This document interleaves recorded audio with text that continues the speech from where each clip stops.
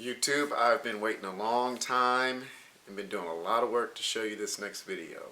My 2019 version of men's faux locs. This is going to be the best thing that ever hit YouTube. Here is what the dreads look like. So they have a loop on the end, and then I want to say these are anywhere from about 16 to 18 inches long. So I'm going to show you how I make these. All I want is to be with somebody, take my pain away. I have music playing so loudly, sing me now when the night wide awake.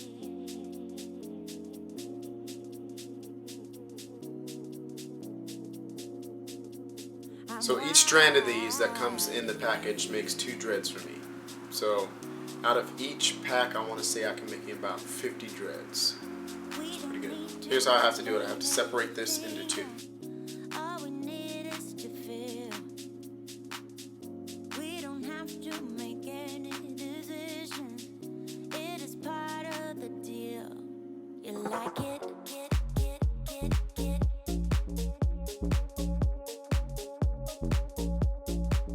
You like it?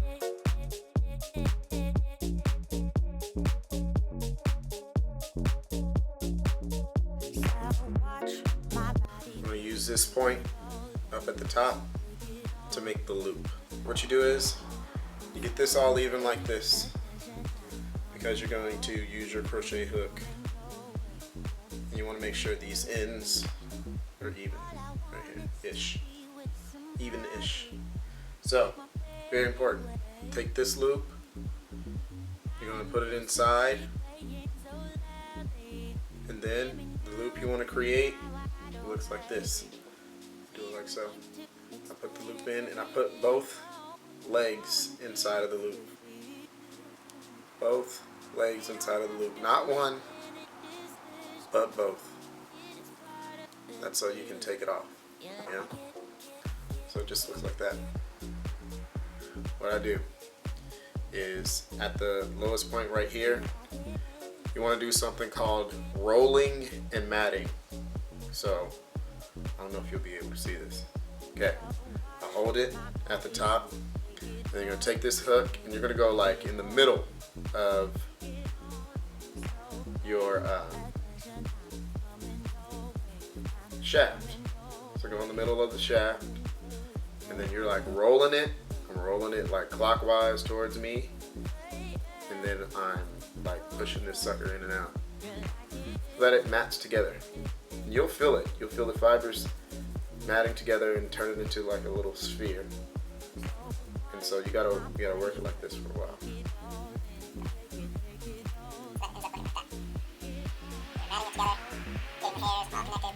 Don't go too high where you're like messing up your loop, but this is what I have to do a lot. Matting it together. Like so.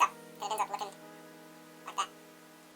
So then, since I did the loop the right way and I put both legs through, you can just open it like that, and then I'll take it backwards, and now you've started a whole dread like that. So then I just put these on some yarn, the yarn that I showed you. I tie it on the ends, make a closed end and an open end, and then I just loop these through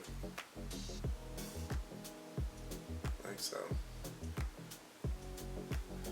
And then that's how I keep them together. You put a few on the same loom, and then you can do that.